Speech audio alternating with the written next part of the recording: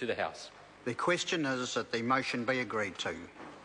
The Honourable Clayton Cosgrove. Mr Speaker, this is one of those rare occasions in the House where there is unanimity in respect of legislation. This is a common sense piece of legislation. I simply reiterate the sentiments of the Minister.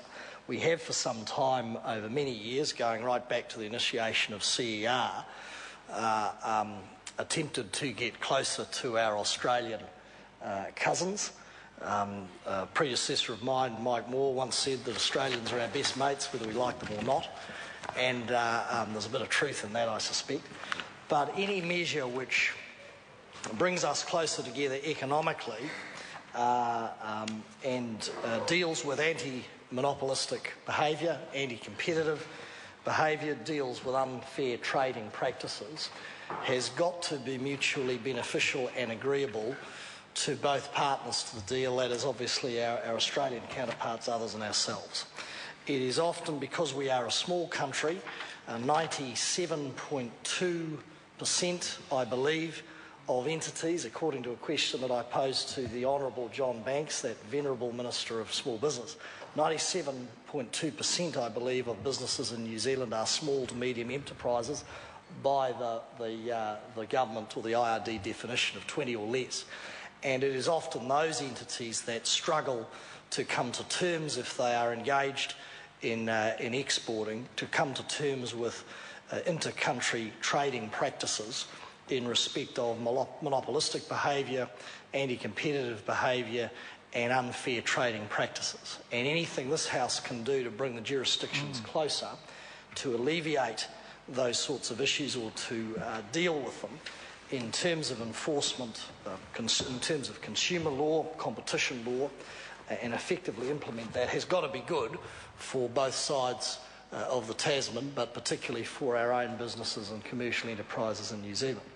And the Minister did note quite rightly that when this was in the embryonic stage, that it was a product originally of introduced by the then Minister from our team, Leanne Dalzell, and adopted by the then Minister Simon Power and now Mr Foss. It is beneficial for what we are trying to do in terms of harmonisation. And there has been a great history of harmonisation, both in banking, commercial terms, to some extent our law, and in other areas. All these harmonisation moves make it easier for business to be transacted internationally. We expect that this bill to facilitate greater reciprocal assistance from equivalent overseas regulators. It's increasingly important for a number of jurisdictions, and as the Minister said, it will allow either government-to-government cooperation arrangements or regulator-to-regulator arrangements subject to ministerial approval, which has been inserted at the Select Committee. If you look at some of the rationales behind this legislation, the international nature of transactions and territorial limits on regulators make it increasingly desirable for regulators to cooperate to manage competition, as we've said, and consumer effects of transactions in domestic markets. The Commerce Commission, of course, is currently constrained from providing investigative assistance and compulsory required information it holds to overseas regulators. The Commission's statutory powers of compulsion can be used only in relation to enforcement and adjudication within the New Zealand jurisdiction. That, of course, is a major limiting power. There are also legal constraints on the provision to overseas regulators of confidential compulsory acquired information already held by the Commission. And this in turn limits the willingness of overseas regulators to provide assistance to the Commission, as cross-jurisdictional assistance tends to be based on mutual assistance. And most overseas regulators, of course, consider the likelihood of reciprocity as a factor in determining whether to provide assistance or information to the Commission. This is going to create increased flexibility. This is going to create enhanced cooperation between the Commission and overseas regulators in a number of jurisdictions, and it seeks to do this while ensuring that there are appropriate safeguards in place to address public interest considerations. I think the Select Committee gave this incredibly detailed scrutiny. There were a number of concerns raised in respect of telecommunications. It was the submission of the Commerce Commission, their request that this bill also apply to information gathered under the Telecommunications Act 2001. I note that Telecom and Vodafone were opposed to the inclusion, which is included in the Australian legislation, and this has been incorporated by way of the SOP.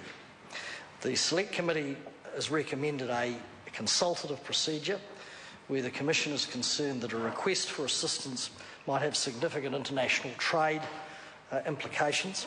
The Commission may consult the Minister of Trade after consultation with the Ministry of Foreign Affairs and Trade, and then rely on a statement from the Trade Minister as to whether providing the information or assistance would significantly prejudice New Zealand's international trading interests. Before providing such information, the Commission would have to be satisfied that the information would not significantly prejudice those interests, those trading interests in respect of New Zealand.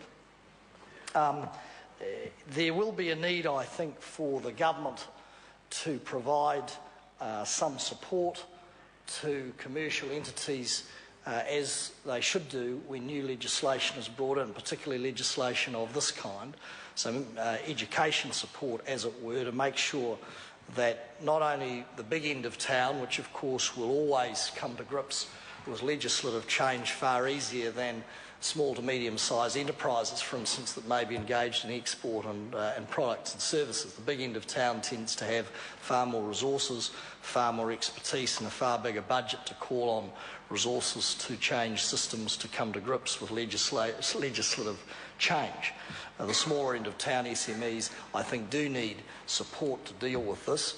I'm not sure whether this bill of itself, I don't think it makes reference to that, but presumably the government, and as we go through this process in the House, will be seeking some advice from the government as to what sort of ancillary supports would be put round to ensure that small to medium-sized enterprises are supported and can come to grips with this legislation and how to deal with it in their day-to-day practices.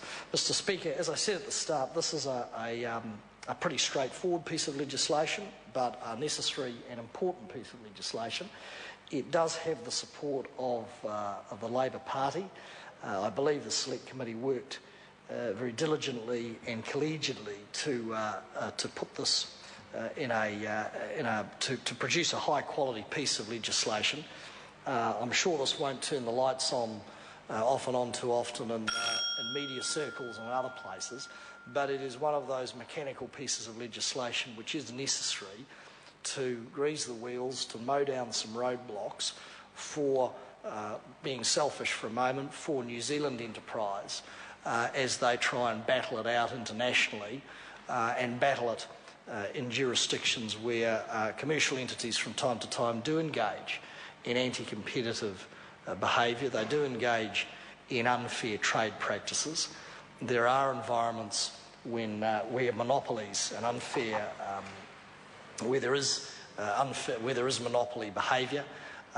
There is a need to have rules. There is a need to have a rule-based system. There is a need to have mechanisms where regulators can cooperate to deal with those commercial evils, if you will, so that we can facilitate enterprise, innovation and entrepreneurship in our country and across our borders and in the jurisdictions overseas. So it is with some degree of pleasure, sir, that we simply add our words to the Minister. It's been a cooperative process. We look forward to this being expedited relatively swiftly and we support the bill as it stands. Jonathan Young. Thank you, Mr.